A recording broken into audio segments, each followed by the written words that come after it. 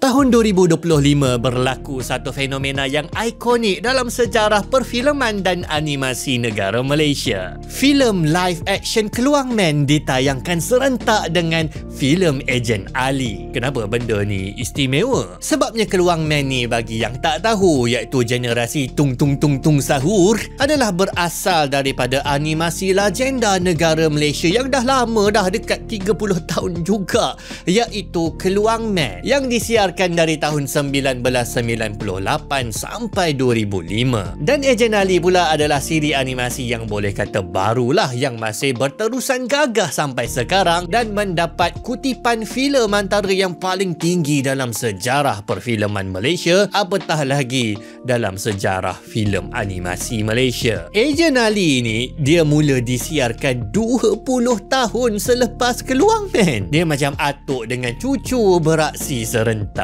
Cerita dia, animasi Keluang Man ni dia macam otai yang mengubah gelombang dunia animasi negara. Dan mungkin jika bukan kerana Keluang Man dan pengaruh dia, kita tak rasa kemajuan animasi Malaysia macam yang kita rasa sekarang. Tapi sayangnya generasi baru boleh kata langsung tak ada yang kenal lah kot dengan Keluang Man. Jadi generasi baru tak dapat nak menghargailah pengaruh animasi Keluang Man ni kepada mereka yang hidup pada tahun 90-an. Geng-geng yang duk asyik buat janji temu sekarang ni sakit tulang belakang. Jadi dalam video ni kita nak teroka sedikit lah tentang sejarah animasi negara Malaysia dan bagaimana Keluang Man boleh terhasil sehingga menjadi satu legenda animasi negara kita. Nak faham kenapa boleh ada Keluang Man dan kenapa Keluang Man ni dia macam tu, kita kena faham kat mana letak dia dalam garis masa sejarah animasi Malaysia. Bila animasi Malaysia ni bermula? Kalau kita kira wayang kulit ni sebagai animasi 2D, pernah terfikir tak? A, B, C, D, E, F, G, H, I, J, K, L, M.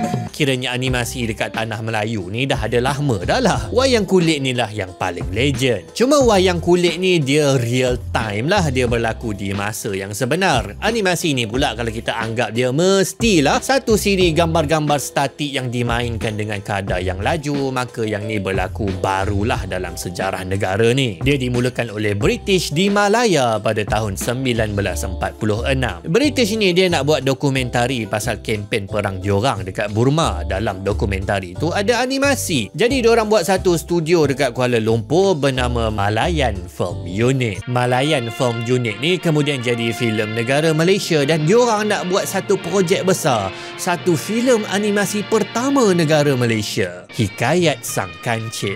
Okey, kita cerita sekejap pasal cerita animasi yang paling legend ni. Projek nak buat Hikayat Sang Kancil ni ternyata sangat susah. Dengan industri animasi Malaysia ni sangat baru, tak ada pengalaman, terpaksa berhadapan dengan kerja renyah lah. Ya Allah, nak buat animasi klasik ni, hang kena lukis dan hang kena warna satu bingkai demi satu bingkai sampailah berbelas-belas ribu bingkai.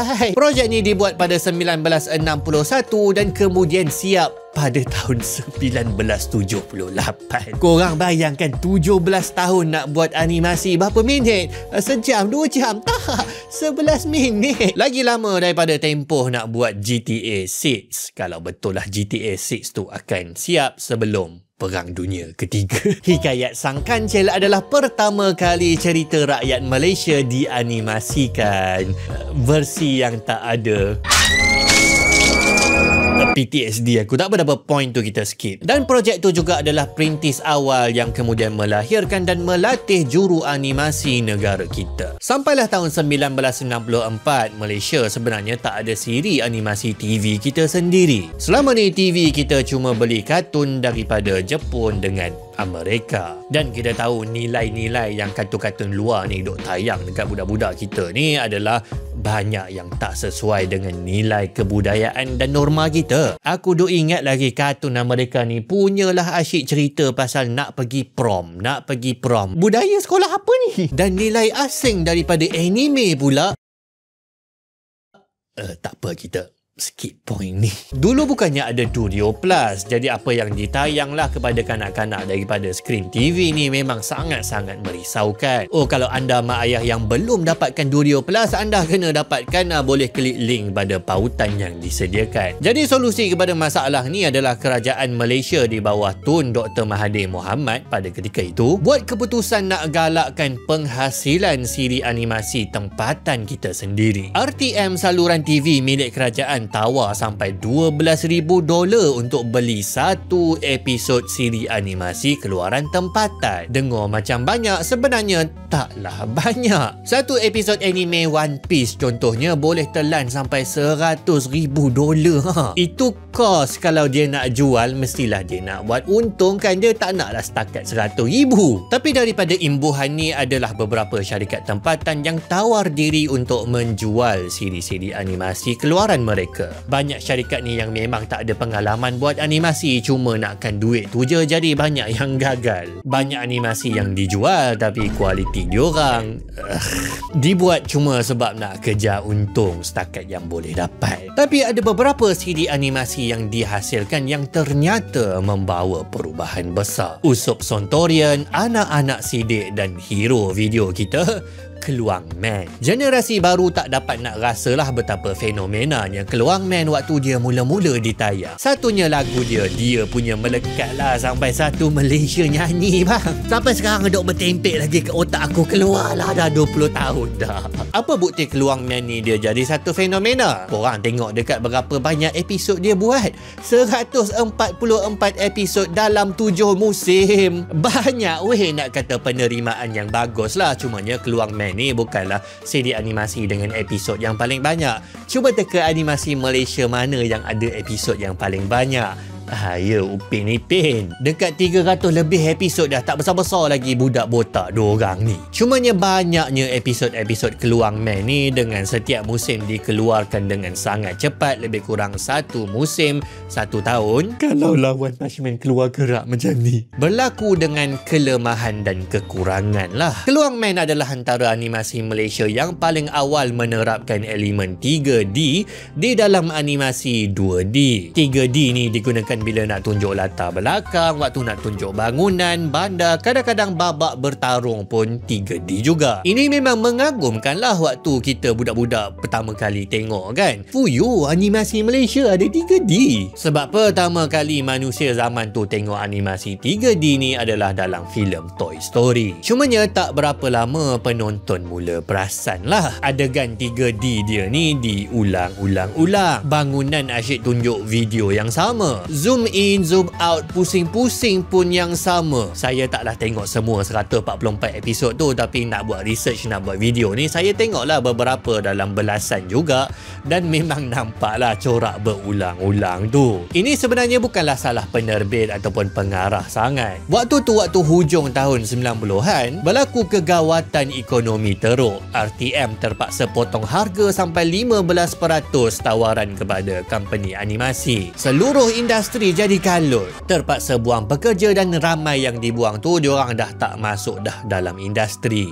Rugi. Jadi nak survive situasi tu, Keluang Man kena jimat kos lah dengan diorang gunakan adegan yang sama berulang-ulang merentas episod. Dan dulu pun bukannya orang ada Netflix kan, nak pilih cerita apa nak tengok bosan. Dulu apa yang TV dok tayang itulah orang dok tengok. Makanya memang adalah impian peminat-peminat lama yang nak tengok balik siri superhero Malaysia ni dibuat dengan animasi yang lebih moden dan bajet yang lebih besar. Dan mungkin cerita Keluang Man sendiri pun kena di-revamp semula. Satu sebab utama mungkin kenapa Keluang Man ni dia jadi sangat legend dan sangat diingati adalah sebab dia adalah hero terawal rakyat Malaysia. Dulu tak ada lagi superhero fatik ni. Orang penat dah tengok cerita superhero Marvel dengan DC duk perah sampai diorang pun rugi. Ramai pengkritik yang mengkritik Keluang Man ni sebagai malas, meniru Batman dengan Robin. Nama Keluang tu pun daripada sejenis kelawar lah. Bat kan, Keluang Man, Batman. Dan cerita ini dikatakan tak menggambarkan pun nilai rakyat Malaysia. Rasanya kritikan-kritikan tu walaupun walaupun mungkin ada kebenaran dia sikit, tapi dia tak adalah dengan realiti cerita Keluang Man yang sebenar. Sebabnya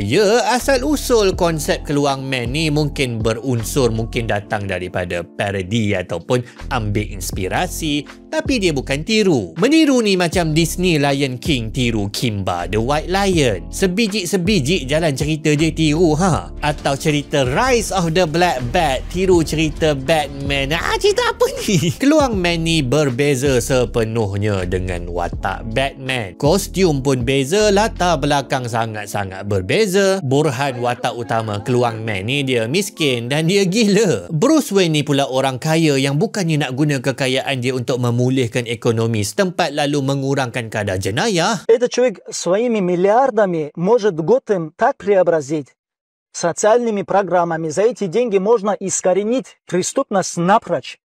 Вместе с этим чем он занимается? Наряжается в костюм. Dia pergi belasah orang sampai lumpuh seumur hidup. Tapi yang penting dia tak bunuh orang. Keluang Man sebenarnya adalah kisah hero Malaysia yang paling berciri tempatan lah antara semua. Bila Keluang Man berjaya mengalahkan penjahat utamanya Samsir sampai patah kaki, Samsir ni sampai pergi ke masjid dan dia bertaubat depan imam.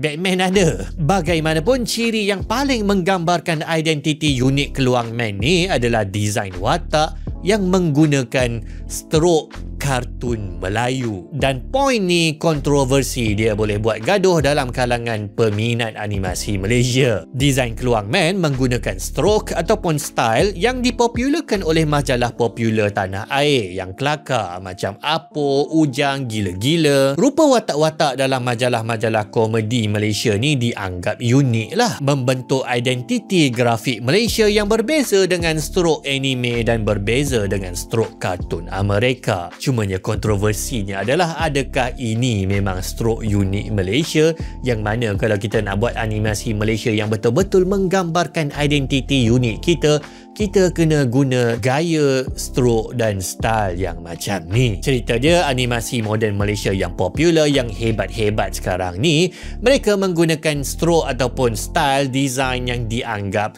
strok anime lah. Dan nampaknya bila diorang guna design yang macam tu, dia menyebabkan lebih berjaya dan diterima ramai. Kalau nak ajak gaduh, korang katalah animasi Malaysia sekarang ini tak ikut identiti tempatan yang sepatutnya, tak asalah, tak puris gitu. Bagi saya secara peribadi, style stroke ni dia bukanlah penentu hakiki identiti satu animasi atau satu komik. Sebab komik aku tulis rupa gini ni stroke apa ni. Satunya stroke Melayu ni sendiri ada banyak, bukannya stroke yang cuma dipopularkan oleh majalah macam Apo, Gila-Gila, Ujang. Yang dalam majalah-majalah ni sendiri pun setiap kartunis ada gaya-gaya yang berbeza pun. Stroke yang dianggap stroke anime atau stroke kartun Amerika pun diorang berubah-ubah pun. Dulu lain, sekarang lain. Dan dalam setiap kategori itu pun sangat-sangat bervariasi, walaupun pada satu era yang sama. Jadi bagi saya tak kisah sangat, yang penting kita menghargai hasil karya bermutu yang dihasilkan.